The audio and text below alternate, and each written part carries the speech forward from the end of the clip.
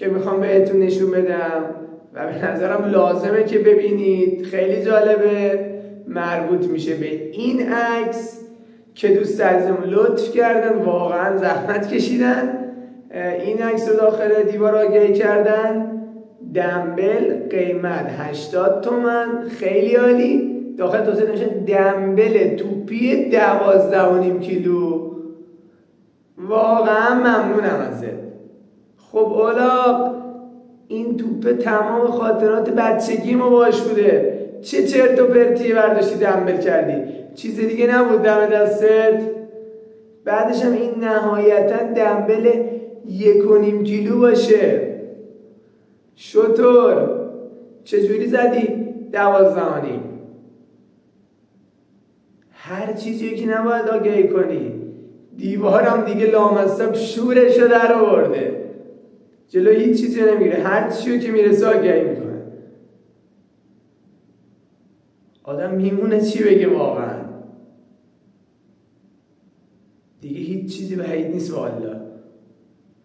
دومی آگهی که به نظرم خیلی جالبه و در نوع خودش تاثیرگذاره، مربوط میشه به این عکس که خودتون بهتر میتونید ببینید. دوست عزیزمون نمیدونم با چه فکر و منطقی این آگهی رو گذاشتن، نوشته درد و دلاتو گوش میدم. خب 100 سال میخوام گوش ندی شطور. تو اگه میتونستی مشکل خودتو حل میکردی. بعد باید بیای تو دیوار اینو بذاری. بعد تو توضیحات نوشته امیدوارم بتونم که آرومتون کنم. آها، منظورش آرومتون کنم، آقا هست. گوساله، انقدر فکر نکردی قبلش اصلا این پیام جاش تو دیواره؟ شل مغز، کسی اگه مشکلی داشته باشه میره پیش متخصصش، پیش کسی که اون کارو بلده، نه اینکه بیاد تو دیوار بعد توی الاغم بیای نقش مشاوره داشته باشی اینجا بخوای کمک کنی. ولی بازم داداش ممنونم از کمک و همراهیت. اگه خواستی من خودم بهت پیام میدم، با درد دل میکنم. دیگه همینمون مونده، بریم داخل دیوار پیام بذاریم، درد دلم بکنیم. والا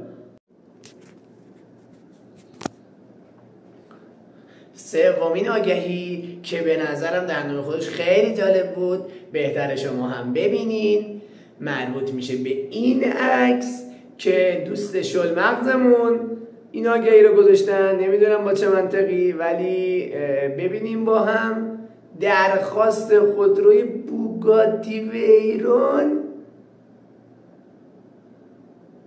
اولاق، چی با خودت فکر کردی که اینو گوشتی؟ بعد قیمت زده 400 میلیون. تو نهایتا با 400 میلیون سوار فرغون بشی. بعد زده کار کرد 5000 تا سال 94 و محل تبریز.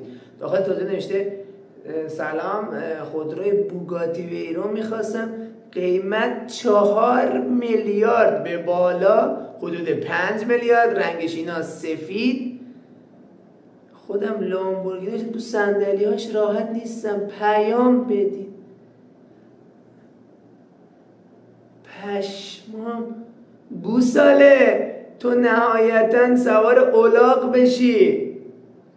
یا تو نمیدونی بوگاتی چیه یا من نمیدونم 4 میلیارد چقدره. شل مغز، این چه چرت و پرتی بود گذاشتی؟ با این پول میخوای بوگاتی هم سوار شی؟ سوار خرم نمیتونی بشی. تو با لامبورگینی که هیچی، پراید هم سوار نشدی. پوفیوس هر چیزی رو میذارن. بابا بسه دیگه، انشو در آوردین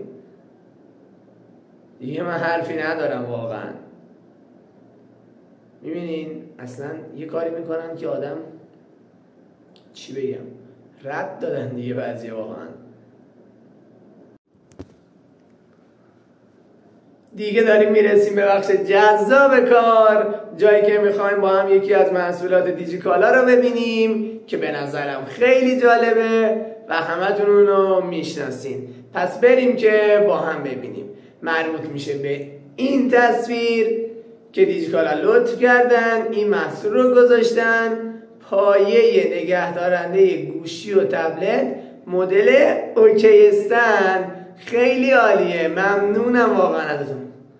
خب آخه بی‌ناموس، این که همون دابل بیلاخی خودمونه، چه اصراری آخه. واقعا دیجیکالا یه کارایی میکنه که پشمی چی برگم نمیمونه واقعا برات، شگفت زده میشه قشنگ. قیمت رو زده 13,000 تومان. خیلی عالیه، مفته واقعا. درسته زودی زرتش در میره ولی با این قیمت میارزه به نظرم. 5 رنگ هم داره، میتونید استفاده کنین، خیلی به درد بخوره. خلاصه که دیگه نمیدونم چی بگم، امان از دست دیجیکالا و محصولاتش. خلاصه